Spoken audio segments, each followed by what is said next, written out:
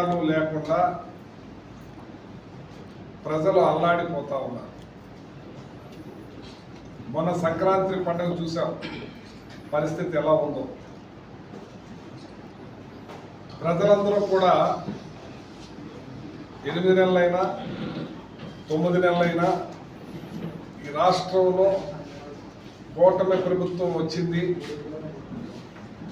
ఇక రేపో మాపాలన చేస్తారేమో అని ఎదురు చూస్తూ ఉన్నారు వాళ్ళ సూపర్ 6 కోసం. పిడుగుపడినట్టుగా చంద్రబాబు నాయుడు గారు ఈ సూపర్ 6ని మేము కొనసాగించలేము, వచ్చిన డబ్బు ప్రాజెక్టులకి అట్లకే సరిపోతా ఉన్నాయి, ఆ చేత మేము ఇవ్వలేమని స్పష్టంగా చెప్పటం జరిగింది. ఆ రోజున ఎలక్షన్స్లో చాలా పెద్ద ఎత్తున మాట్లాడాడు ఆయన. మంచం మీద నుంచి లెగలేని ముసలమ్మ నొక్కుద్ది బట్టలు నొక్కటం అదేనా పెద్ద గొప్ప, నేను కూడా సూపర్ 6 బట్టలు నొక్కుతాను, పెద్ద ఇదేం లేదు అని ఆ సూపర్ 6ని అనౌన్స్ చేశాం. కీన్ బోర్డులో అయిపోయాడు జగన్మోహన్ రెడ్డి గారు అని చెప్పి అధికారంలోకి వచ్చిన తర్వాత ఇవాళ చేతులెత్తేసిన పరిస్థితి. జగన్మోహన్ రెడ్డి గారు కరోనా కష్టకాలంలో కూడా ఎవరో కూడా ఆయన కామెంట్ చేయలేని పరిస్థితిలో ఆయన పథకాలను కూడా కొనసాగించలేనని చెప్పొచ్చు. ఎందుకంటే ఇవాళ కరోనా కష్టకాలంలో ఉంది, ప్రపంచమే కాదు దేశంలో కూడా ఎంపీ ల్యాండ్స్ కూడా అన్ని ఆపేశారు, అన్ని పథకాలు కూడా ఆపేశారు. ఈ ప్రజలు కాపాడుకుంటంలోనే ఉందని చెప్పి అన్నారు. కానీ ఇక్కడ మాత్రం జగన్మోహన్ రెడ్డి గారు ఇచ్చిన మాట ప్రకారంగా ఏ పథకం కూడా కష్టకాలంలో వచ్చే ఇన్కమ్ లేకపోయినా కింద మీద పడి అందరికీ కూడా పథకాలను కొనసాగించే పని చేశారు. ఇవాళ ఇన్ని ప్రగల్భాలు చెప్పి సంపద సృష్టిస్తాను, నేను సంపద ఎలా సృష్టిస్తానని అంటే మాకు తెలుసు సంపద సృష్టించటం, ఏ రకంగా సృష్టించి పేదలకి పంచాలో మాకు తెలుసు అన్నది.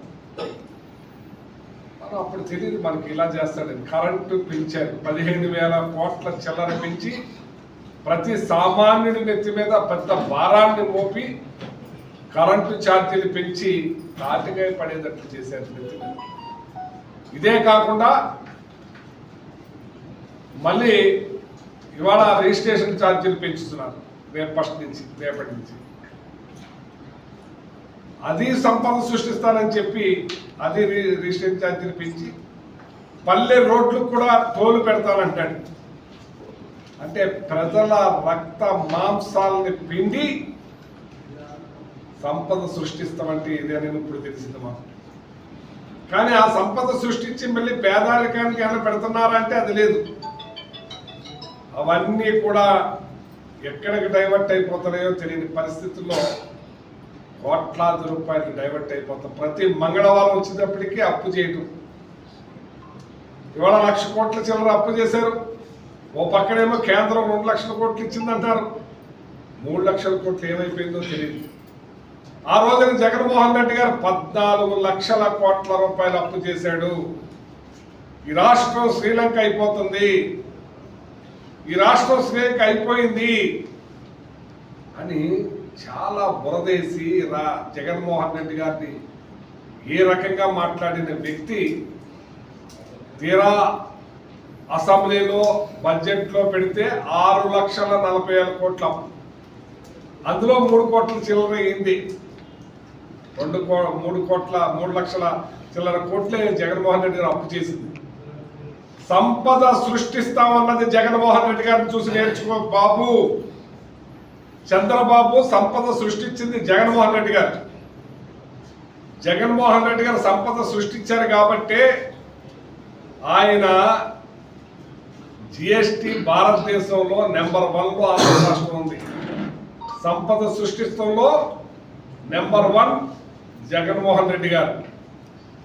చదువుల్లో భారతదేశంలో కేరళ ఇప్పుడు నెంబర్ 1, కానీ ఆంధ్ర రాష్ట్రం నెంబర్ 1కు వచ్చింది. అగ్రికల్చర్లో కూడా 3వ స్థానానికి తీసుకొచ్చారు భారతదేశంలో. పెద్ద పేటేసి రైతులకు మేలు జరిగేటట్టు చేసి, ఇండస్ట్రీస్ను కూడా అత్యున్నత మహారాజులందరినీ కూడా ఒక డయాస్ మీద తెచ్చి అసలు ఇండస్ట్రీ అంటే ఎలా ఉండాలని చూపించింది ఆయన. ఇవాళ మీరు దావోస్కి వెళ్ళారు, మీరు మీ తండ్రి కొడుకు, మీరు ₹1 తెచ్చారా అని అడుగుతున్నాను నేను. ₹1 మీరు తేగలిగారా అని అడుగుతున్నాను నేను. ఏమీ తేకుండా చేతులు ఊపుకుంటూ వచ్చారు. మీరు చేసిన అరాచకాలకి ఇండస్ట్రీస్ ఎక్కడి నుంచి వస్తాయి బాబు? చిన్నబాబు గారు, ఇండస్ట్రీస్ రావు ఇక్కడికి. రాష్ట్రాన్ని రెడ్ బుక్ మయం చేసినావు నువ్వు. రెడ్ బుక్ అని నడి రోడ్డు మీద మటలు చేయిస్తూ, నడి రోడ్డు మీద కత్తిపోట్లు పొడిపిస్తూ, నడి రోడ్డు మీద మనుషులను హింసిస్తూ, వాళ్ళ ఆస్తులు ధ్వంసం చేసి, కుటుంబాలని ధ్వంసం చేసి, విధ్వంసం చేస్తే ఎవరైనా వచ్చేవాడు ఎంక్వైరీ చేసుకుంటాడు. ఈ రాష్ట్రంలో మన పరిస్థితి ఏంటి? ఇక్కడ ఇండస్ట్రీస్ పెడితే మనకు మనుగడ ఉంటుందా? ఇక్కడ చేయనిస్తారా? సహకరిస్తారా? ఇక్కడ రెడ్ బుక్ సిద్ధాంతం అంట నడి రోడ్డు మీద మర్డర్లు చేస్తున్నారు. ఏ ఇండస్ట్రీ ఇవ్వబడితే ఆ ఇండస్ట్రీలో చొరబడుతున్నారు. పోలీసు వ్యవస్థ లేదు, ఇక్కడ లా అండ్ ఆర్డర్ లేదు, ఇక్కడ మనం మనుగడ సాగదు అని చెప్పి రాని వాళ్ళైతే వచ్చిన వాళ్ళని కూడా కాపాడుకోలేకపోతున్నాం. జట్మాలీన్ అని చెప్పి ఒక ఆమెను తీసుకొచ్చి ఇక్కడ ఫాల్స్ కేసులు పెడితే జిందాలు 3 లక్షల కోట్లు వెళ్ళిపోయింది ఇక్కడి నుంచి. ఇక మీరు తెచ్చేది దేవుడెరుక. జగన్మోహన్ రెడ్డి గారు తెచ్చిన ప్రాజెక్టుని కాపాడుకోండి, ఎల్లనోకుండా చేయాలని చెప్పి మనం కోరుతా ఉన్నాను. ఎందుకు వస్తారయ్యా? పలానా కారుమూరి నాగేశ్వరరావు మంచోడు, అతని దగ్గరికి వెళ్తే మనకి ఏదైనా మంచి జరుగుతుంది అనుకుంటే వస్తారు. ఇక్కడికి వెళ్తే విధ్వంసం, ఇక్కడ రెడ్ బుక్ సిద్ధాంతం అంట, ఇక్కడ మటర్లు చేస్తారంట, రేపులు చేస్తారంట అంటే ఎవరు రారు. ఇక్కడ ఈ రాష్ట్రం ఆంధ్ర రాష్ట్రం అంటేనే రైస్ ఆఫ్ బోల్. ఇక్కడ ప్రజలు మంచివాళ్ళు, ఇక్కడ మంచి నాయకులు, మంచి పరిపాలన ఉండేదని ఒక పేరు ఉండేది. ఇవాళ మీరు వచ్చి ఈ రాష్ట్రం అంటేనే భయపడేటట్టు చేసిన మనుషులు మీరే అని చెప్పి సందర్భంగా తెలియజేస్తున్నారు. ఏంటయ్యా రెడ్ బుక్ సిద్ధాంతం? జగన్మోహన్ రెడ్డి గారు అధికారంలోకి వచ్చాక పార్టీలు చూడొద్దు, ప్రాంతాలు చూడొద్దు, కులాలు చూడొద్దు, మతాలు చూడొద్దని అన్ని పథకాలు కొనసాగించారు. కాబట్టి 2,90,000 కోట్ల రూపాయలు డీబీటీ, నాన్ డీబీటీ ద్వారా ప్రతి ఒక్కరికి అందించే కార్యక్రమం చేయగలిగాడు, చేశారు. మీరేం చేస్తున్నారట? కనీసం జీతాలు కూడా ఇవ్వలేని పరిస్థితిలో ఉన్నారు. ఆ పెన్షన్ అని చెప్పి ఊరేగారు. ప్రతి నెల వచ్చేటప్పటికి మీరు పరిగెత్తుకుంటా అక్కడికి, ఆ జిల్లా ఇక్కడికి పోతాం, ఊరేగటం. అది కూడా ఎత్తుకుపోయింది.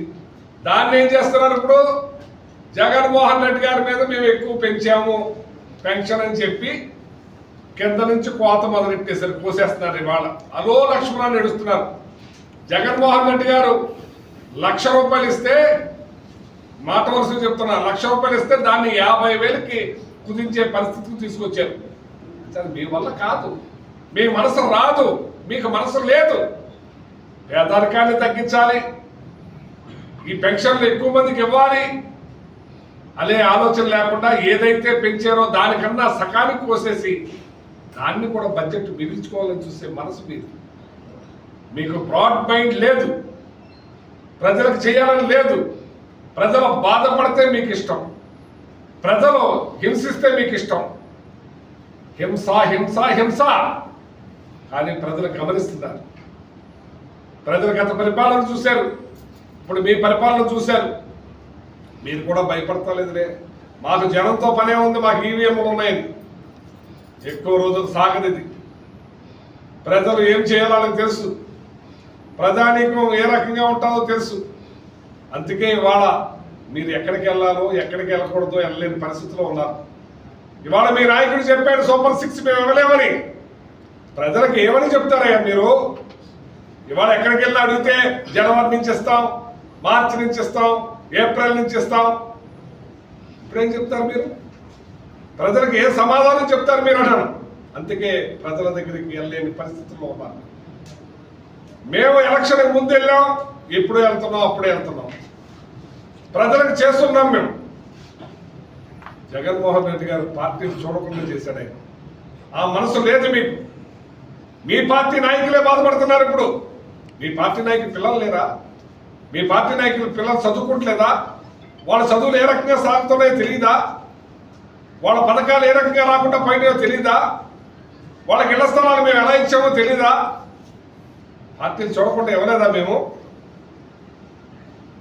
ఇవాళ ఈ రాష్ట్రాన్ని అధోగతి పాలు చేస్తున్నారు మీరు. ఇవాళ రాష్ట్రంలో ఏం చెప్పుకుంటానికి లేదు మీరు ఎక్కడికి వెళ్ళినా మేం చేసిందే చెప్పుకోవాలి మీరు. ఇవాళ రోడ్లు పోస్తున్నాం, పోసే రోడ్లు కూడా నేను తెచ్చిన రోడ్లే. మీరు పోస్తున్నారు ప్యాచ్ వర్క్లను ఉల్లుపొరలాగా, అవి లేచిపోయే పని. ఈ రాష్ట్రాన్ని ఏ రకంగా చేశారు? అభివృద్ధి రెండేయా, ఏ గ్రామం వెళ్ళండి అక్కడ మీకు సచివాలయం దర్శనమిస్తుంది, ఆర్బికే సెంటర్ దర్శనమిస్తుంది, హెల్త్ సెంటర్ దర్శనమిస్తుంది, గ్రంథాలయం దర్శనమిస్తుంది. మీకు జిల్లాకు ఒక హాస్పిటల్ తీసుకొచ్చాం. ఇవాళ ఆ హాస్పిటల్ కూడా ప్రైవేట్ పరం చేయాలని చూస్తున్నారు మీరు. 750 మెడికల్ సీట్లు వస్తే దాన్ని వద్దని రాసిన ముఖ్యమంత్రి గొప్పవారు, సీనియర్, 45 ఏళ్ళ ఇండస్ట్రీ, మీరే మహానుభావ. 750 మెడికల్ సీట్లు పంపించేసిన మహానాయకుడు మీరే కదా. ఎవరన్నా ఎలా సంపాదించుకోవాలి ఈ సీట్లని, ఎంత తెచ్చుకోవాలి ఈ సీట్ల గురించి అని ఆలోచిస్తారు. కానీ మీద ఇదేనా మీ పరిపాలన? ఏం చెప్తారు మీరు ప్రజలకు? రేపు ఏ రకంగా వెళ్తారు మీరు ప్రజల దగ్గరికి అని అడుగుతున్నాను నేను. ఇవాళ ఈ రాష్ట్రాన్ని సర్వనాశనం చేస్తున్నారు, ఈ రాష్ట్రాన్ని విధ్వంసం చేస్తున్నారు. రాష్ట్ర పురోగతి లేదు. పక్క రాష్ట్రానికి తెచ్చుకున్నారు 1,77,000 కోట్లు పెట్టుబడులు. నీ శిష్యుడే ఆయన. నేనైతే శిష్యుడు కాదు, సహచరుడిని అంటున్నాడు. సార్ సహచరుడే. మీరు మాత్రం చేతులు ఒప్పుకుంటూ వచ్చారు దావోస్ నుంచి. జగన్మోహన్ రెడ్డి గారు వెళ్ళారు, అప్పుడు తెచ్చారు. చాలా మందిని ఎంకరేజ్ చేశారు, ఇచ్చారు. నేను క్యాబినెట్లో చూశాను. అందరికీ కూడా ల్యాండ్స్ అలాట్ చేశాం. అవే మీరు ఓపెన్ చేసుకుంటా పరిస్థితుల్లో ఉన్నారు మీరు. ఇవాళ ఇప్పటి నుంచైనా ఇక్కడ వచ్చిన వాళ్ళని పోకుండా కాపాడుకోవాలని చెప్పి నేను కోరుతా ఉన్నాను. ఈ రాష్ట్రానికి మరి విద్యాశాఖ చూడండి, ఏ స్కూల్కి వెళ్ళినా బాత్రూమ్స్ క్లీన్గా ఉండి నీట్గా ఉండి, ఆడపిల్లలు ఎక్కడికి వెళ్తారు వాళ్ళు ఇవాళ ఎక్కడికి అందులోకి వెళ్ళలేని పరిస్థితి అయిపోయింది. పెద్ద స్కూల్ అయితే 2 మనుషులు ఉండేవారు కడపడానికి, ఇవాళ ఒక్కరు కూడా లేకుండా పోయారు. ఆ స్కూల్స్ నాడు నేడు స్కూల్స్గా ఏ రకంగా బాగు చేశారో మీరే చూస్తున్నారు.